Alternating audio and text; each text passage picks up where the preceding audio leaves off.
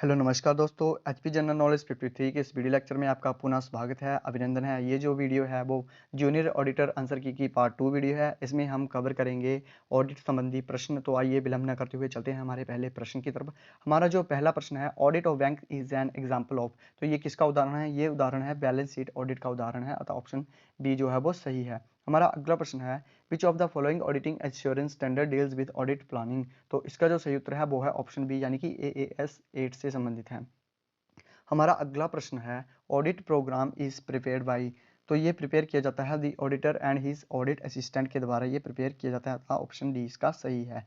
हमारा अगला प्रश्न है, auditor of a which company does not have right to visit foreign branches of the company. तो इसका जो सही उत्तर है वो है ऑप्शन सी, बैंकिंग। हमारा अगला प्रश्न है, special audit conduct at the order of central government which section give such power. तो इसका जो सही उत्तर है वो है ऑप्शन बी, यानी कि सेक्शन 233 के तहत ये किया जाता है।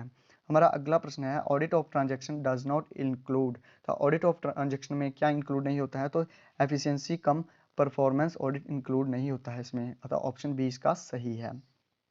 हमारा जो अगला प्रश्न है वो है, the statutory auditor of a government company submit his report to. तो ये किसे अपनी रिपोर्ट सबमिट करते हैं? तो इसका जो सही उत्तर है वो है कंपनी के बोर्ड ऑफ डायरेक्टर को, तो ऑप्शन ए जो है बिल्कुल सही है। हमारा जो अगला प्रश्न है, audit shall report to the account of examined by him. तो ये करते हैं टू दी न्यायालय को, ये न्यायालय को करते हैं, ऑप्शन बी सही है। हमारा अगला प्रश्न है, secret reserve can be created by. तो सीक्रेट रिजर्व जो क्रिएट किए जाते हैं वो क्रिएट किए जाते हैं केवल बैंकिंग तथा वित्तीय कंपनियों के द्वारा ये क्रिएट किए जाते हैं। हमारा जो अगला प्रश्न है, periodic audit is also called as. तो पीरियोडिक ऑडिट को जो कहा जाता है वो इंटरिम ऑडिट कहा जाता है।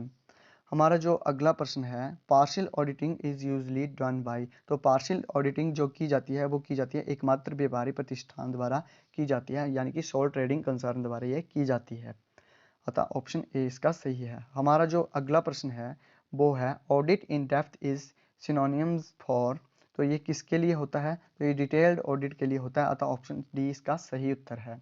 हमारा जो अगला प्रश्न है, एकाधिकार प्रतिस्पर्धा में दीर्घ अवधि में एक पीढ़ी को किस प्रकार के लाभ प्राप्त होते हैं? तो दीर्घ अवधि को इसमें सामान्य प्रकार के लाभ प्राप्त होते हैं, तो ऑप्शन सी सही है। हमारा जो अगला प्रश्न है, monopoly power and elasticity of demand are. तो ये जो हैं वो कैसे रिलेटेड होते हैं? तो ये उत्क्रम में रिलेटेड होते हैं, यानी कि इन्वर्सली रिलेटेड होते हैं, अतः ऑप्शन इसका ए जो है वो सही है। हमारा जो अगला प्रश्न है, normal price also known as. तो नॉर्मल प्राइस को जो है वो लॉन्ग रन प्राइस भी कहा जाता है, अतः इसका ऑप्शन बी, ऑप्शन डी सही है। हमारा जो अगला प्रश्न है वो है, निम्न में सभी वक्र यू आकार के होते हैं सिवाय। तो किसको छोड़कर सभी वक्र जो हैं वो यू आकार के होते हैं, परंतु इसमें जो है एबीसी भी यू का आकार का होता है, एएफसी भी यू आकार का होता है, एसी वक्र जो होता है वो पार्शियली यू आकार का होता है, एमसी भी यू आकार का होता है। इस क्वेश्चन में थोड़ा डाउट है। हमारा जो अगला प्रश्न है वो है, price line is also known as. तो प्राइस लाइन को क्या कहा जाता है? तो इसको बजट लाइन भी कहा जाता है, इसका उत्तर ए सही है।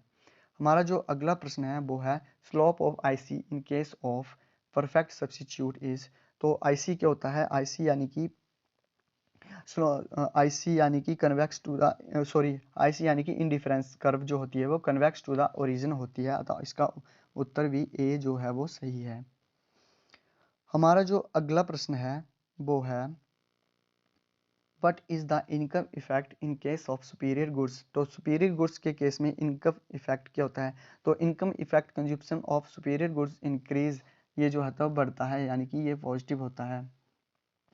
हमारा अगला प्रश्न जो है, due to price decrease in one commodity slope of PL will be. तो स्लोप ऑफ पीएल विल क्या होता है?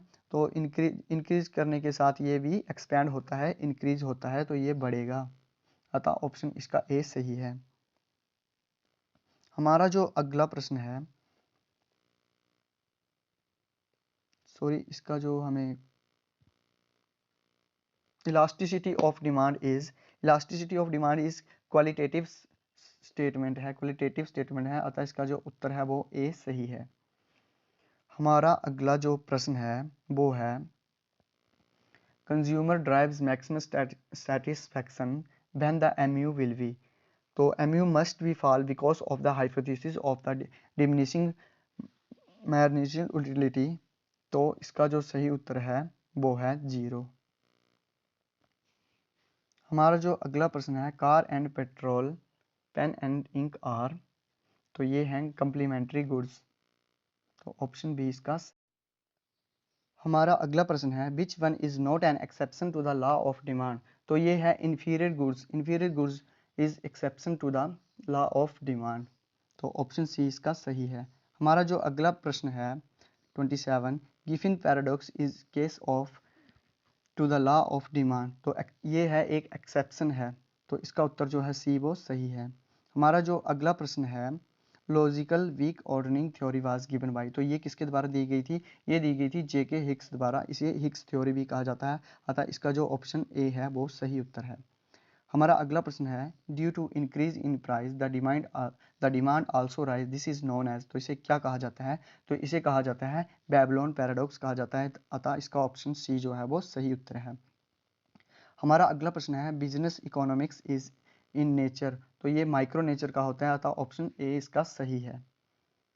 हमारा जो अगला प्रश्न है वो है, total utility is a function of, total utility जो फंक्शन होता है वो प्राइस ऑफ कमोडिटी का भी होता है, एमयू का भी होता है, वस्तु की मात्रा का भी होता है, इसलिए इसका उत्तर जो है वो ये सभी है। हमारा जो अगला प्रश्न है वो है, economic development with the unlimited labour supply was given by, तो ये किसके द्वारा दिए गया था, तो ये दिया गया था आर्थर ल्यूइस द्वारा, जिन्हें W.A. ल्यूइस भी कहा जाता है, अतः ऑप्शन डी इसका सही उत्तर है। हमारा जो अगला प्रश्न है वो है, 8th 5 year plan period ended in, तो ये कब खत्म हुआ था, तो इसकी स्टार्टिंग टाइम था 1992 और ये खत्म हुआ था 1997 में, अतः इसका जो सही उत्तर है वो है ऑप्शन डी। हमारा जो अगला प्रश्न है वो है, कर्मचारी का performance appraisal is useful for determining the employees, तो ये इसका जो सही उत्तर है वो है ऑप्शन डी। दोस्तों, आपको हमारी ये वीडियो कैसी लगी, इसके लिए हमें आप कमेंट सेक्शन में बता सकते हैं। वीडियो को लाइक करें, अपने दोस्तों के साथ इसे शेयर करें। जय हिंद, जय भारत, धन्यवाद।